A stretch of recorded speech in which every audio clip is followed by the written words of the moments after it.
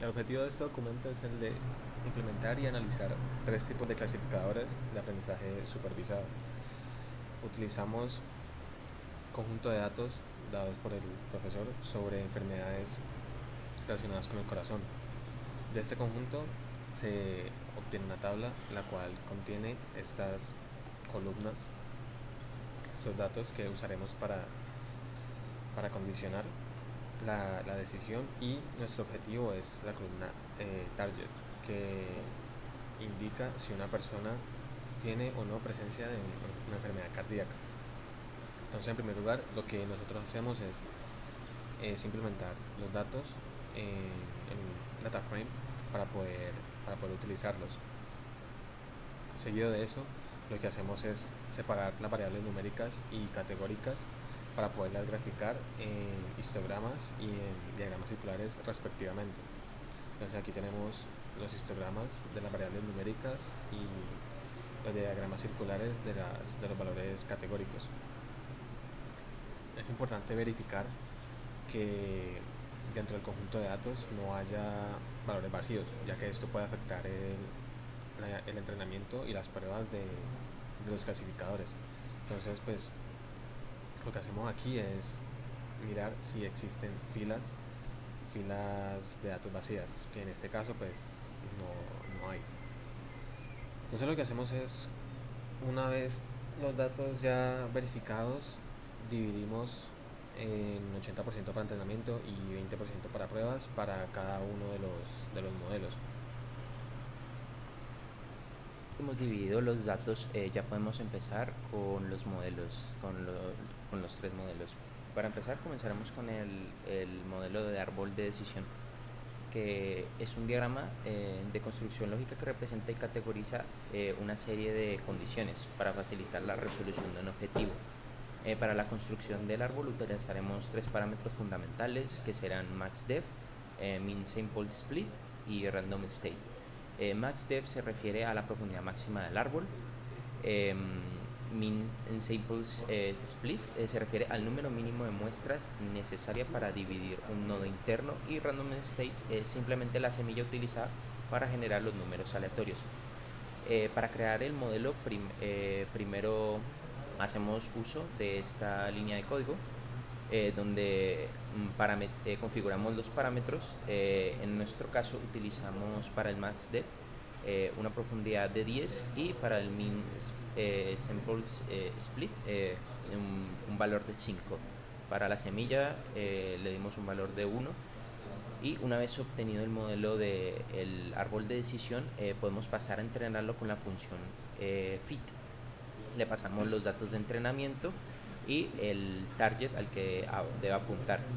Una vez entrenado el modelo de árbol de decisión, podemos obtener los scores de los puntajes de tanto datos de entrenamiento como los datos de prueba.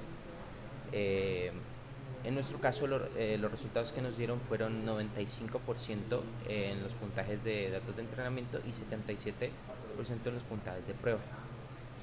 Con respecto a la matriz de confusión, los valores o los resultados que obtuvimos fueron los siguientes.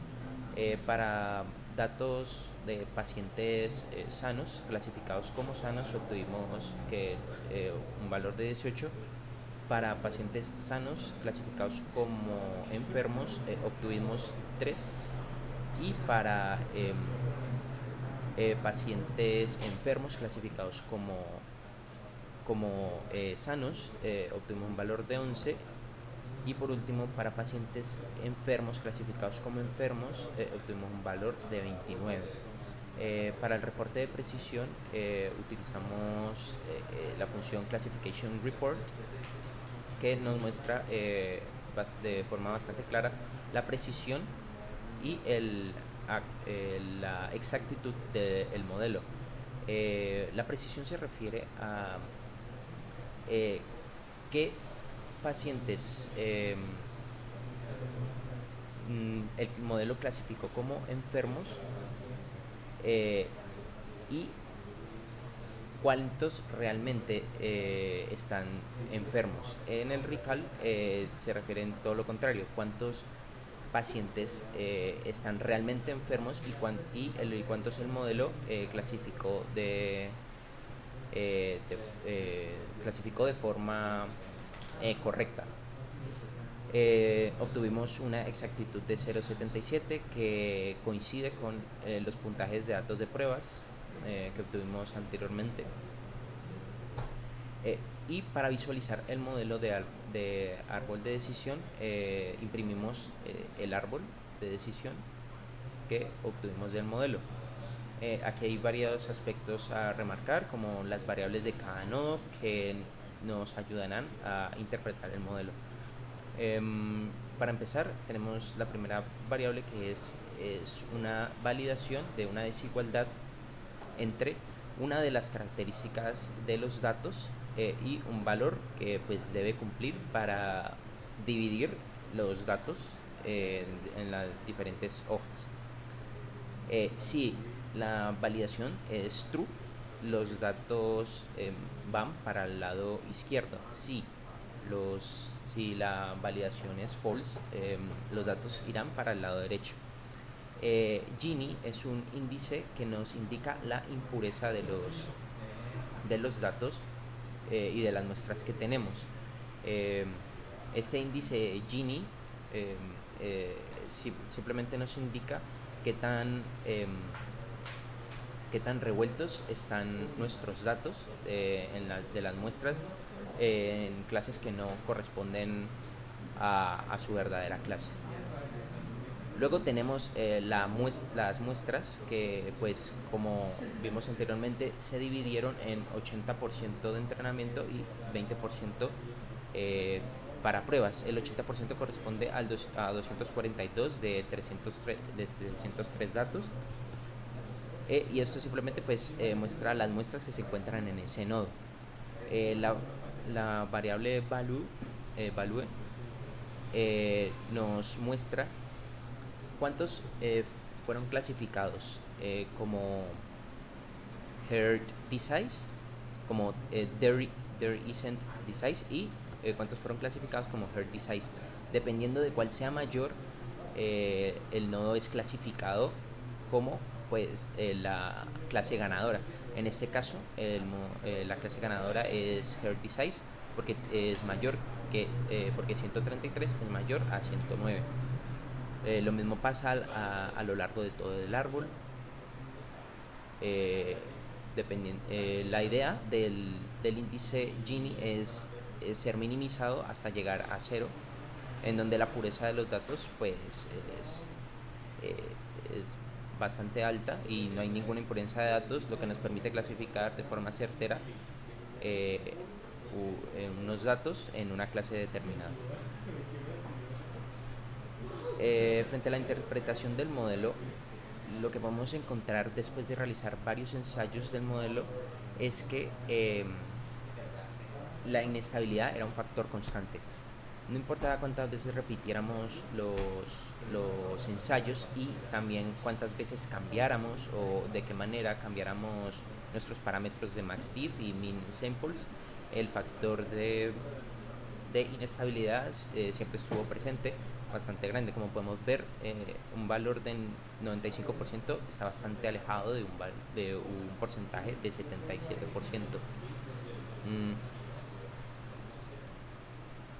También encontramos que los valores oscilaban en el caso del entrenamiento entre 0, 9 y 1, lo que podría indicar que el modelo era preciso a la hora de entrenar. Sin embargo, la exactitud del modelo en cuanto a las pruebas oscilaba entre el 0,7 y 0,8, a veces llegando hasta el 0,6. Esto nos podría indicar posiblemente que el modelo está sobreaprendiendo, es decir, que entrena para clasificar casos particulares, pero no generaliza el conocimiento. Entonces, a la hora de encontrarse con las pruebas, falla constantemente. Listo, el segundo clasificador que vamos a utilizar será el modelo bayesiano ingenuo, que mezcla la teoría de Bayes junto con otros simplificadores, y a esto es a lo que se le da el término ingenuo, puesto que que las variables de condición son independientes entre sí. Entonces cada una aporta un cierto peso al resultado final.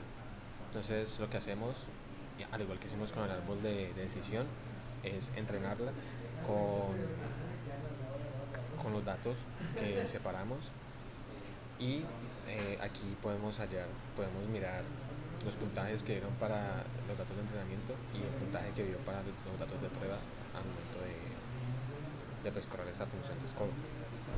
Lo que pasa con Bayes es que como no tiene tantos parámetros para configurar, el resultado no varía mucho. Siempre se redondea más o menos entre 0.7 y 0.8. En la matriz de confusión, pues podemos ver que tiene valores correctos, medianamente correctos, en comparación con el árbol de decisión. Tiene resultados un poco mejores y de igual forma tenemos que la precisión y el recall tuvieron valores aceptables. Por último tenemos el modelo de redes neuronales. Las redes neuronales se utilizan para resolver muchos problemas desafiantes de inteligencia artificial. A menudo superan otros modelos como los vistos antes debido a que pueden resolver problemas no lineales. El problema con las redes neuronales es el número de parámetros, que es bastante alto. Para crear nuestro modelo de las redes neuronales utilizaremos estos parámetros, el solver, que es el solucionador para optimizar los pesos, que son de tres tipos. Nosotros utilizaremos el LBFGS, que es un optimizador de la familia de los métodos quasi-newtons, el alfa, que es un parámetro de penalización que penalizará al modelo cuando falle, la función de activación, que pues, es el parámetro activation, que en nuestro caso utilizaremos ReLU, el, el máximo número de iteraciones, la hidden layer size, que es el elemento iésimo que representa el número de neuronas iésima de la capa oculta. El random state, que como vimos anteriormente es la semilla que utilizará el generador de números aleatorios, y el verbo C, que simplemente es si deseamos imprimir los mensajes de progreso. Primero creamos el modelo de la red neuronal de esta manera aquí, y le damos los siguientes parámetros, como ya dijimos, el de la familia de los métodos quasi-newtons, el alfa, la función de activación, el número máximo de iteraciones, las capas ocultas con sus respectivos perceptrones. En nuestro caso le dimos dos capas ocultas y a cada uno le dimos dos perceptrones, y la semilla, que en este caso será 1. Una vez creado el modelo, podemos ponerlo a entrenar con la función fit.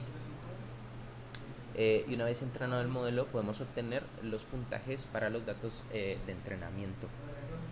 En este caso obtuvimos para el puntaje de datos de entrenamiento un 86%, y para los puntajes de datos de prueba un 77%. Con respecto a la matriz de confusión, al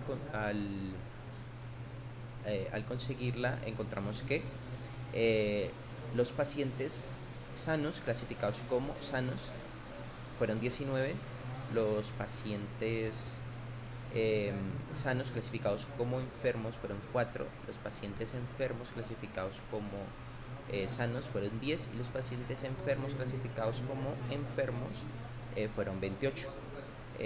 Con respecto a la precisión del modelo, encontramos que tiene una precisión de 0.74 y un recal de 0.88. Con respecto a la exactitud del modelo, obtenemos que 0.77, que también coincide con con el puntaje de los datos de prueba. Nosotros, para visualizar un poco cómo se veía nuestra red neuronal, dibujamos la red neuronal utilizando esta función, estas dos funciones, dibuja red neuronal y real BP. Esto nos proporcionó la red neuronal que pues se supone se está utilizando el modelo, que le vendrían a entrar 13 variables, las cuales pasarían por dos capas en las cuales tienen dos perceptrones cada una y tendrá una salida de 1, de 0 y 1, si está enfermo o no presenta problemas cardíacos. Con respecto a la interpretación del modelo, bueno, ¿cómo funciona la red neuronal? La red neuronal eh, la red neuronal eh, recibe las características, las multiplica por un peso, eh, las, las suma y luego las pasa a la función de activación para producir una salida. En nuestro caso la función de activación, como ya mencionamos, es relu. Eh, como pudimos observar, hay una relación entre el número de capas ocultas y el número máximo de iteraciones. Es decir, es importante que regulemos el número máximo de iteraciones a medida que aumentamos las capas ocultas. Podemos disminuir este número máximo de iteraciones para que no se quede ahí mucho tiempo y no sobreaprenda. Ok, ahora pasaremos a revisar las comparaciones de los árboles del árbol de decisión versus las bayesianas, el modelo de Bayes ingenuo y la red neuronal en términos de la precisión, de la estabilidad y de la interpretabilidad. Para esta ejecución notamos que el valor de precisión del árbol de decisión y de Bayes es mucho menor al de la red neuronal. Claro, esto cambia a medida que se hacen más simulaciones, pero en general la red neuronal tiende a ser mucho más precisa que los otros dos clasificadores. Bueno, ¿quién es más estable? Como hemos visto a través de todo el documento, los árboles de decisión presentan una inestabilidad bastante importante y que debe tenerse en cuenta. A pesar de que es un modelo que es bastante fácil de interpretar debido a la forma a que podemos visualizar cómo se desenvuelve el modelo, em, no podemos descartar el hecho de su inestabilidad.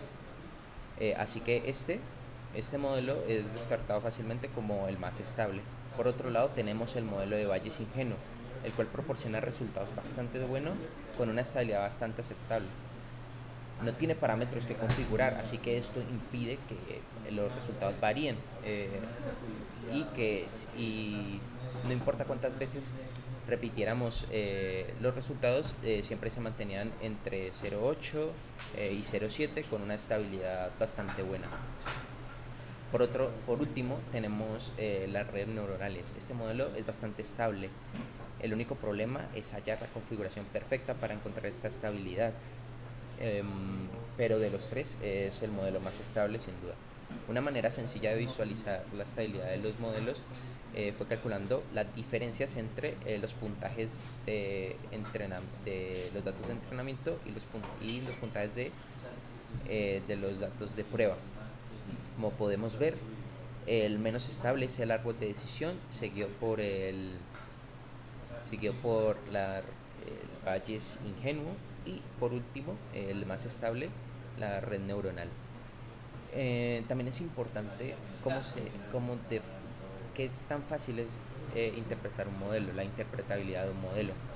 Con respecto a los árboles de decisión, estos pueden proporcionar una explicación comprensible sobre la predicción, ya que podemos observar fácilmente cómo trabaja el modelo mediante un árbol. Podemos ver por qué el árbol toma cierto camino, lo que nos permite sacar conclusiones más fácilmente. Con respecto al Bayes ingenuo, el modelo es fácilmente interpretable debido a que está muy claro para para cada característica cuánto contribuye una determinada predicción de la clase, ya que podemos interpretar la probabilidad condicional de forma sencilla. Por otro lado, tenemos a las redes neuronales. Este modelo es el más difícil de interpretar debido a su alta cantidad de parámetros y su complejidad. Pero al final, ¿cuál sería de los tres métodos el mejor para resolver el problema de predecir las enfermedades de corazón?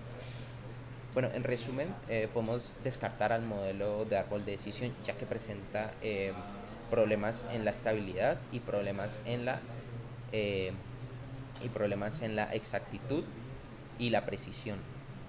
Esto se compensa un poco con la fácil interpretabilidad del modelo, pero no es suficiente para generar buenos resultados que nos permitan predecir enfermedades del corazón. Luego tenemos las redes neuronales.